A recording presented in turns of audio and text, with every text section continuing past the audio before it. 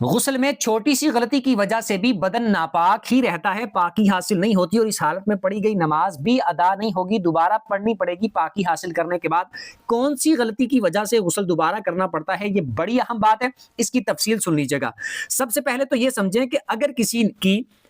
غسل کے اندر غلطی کوئی رہ گئی تھی، کوئی کمی بیشی رہ گئی تھی جس سے غسل نہیں ہوا، اس حالت میں اگر اس نے نماز پڑھ لی تھی، وہ نماز نہیں ہوئی،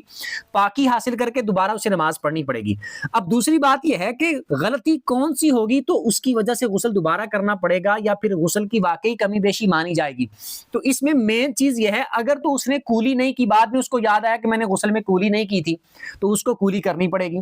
یعنی وہ پاکی حاصل نہیں ہوئی اس کی۔ اسی طرح اسے بعد میں یاد آیا کہ میں نے تو ناک میں پانی نہیں ڈالا تھا صحیح طریقے سے، اس طرح نرم ہڈی تک پانی نہیں پہنچایا تھا، تب بھی یہ ایسی غلطی ہے کہ اس کی پاکی حاصل نہیں ہوئی، بدن اس کا ناپاک ہی ہے۔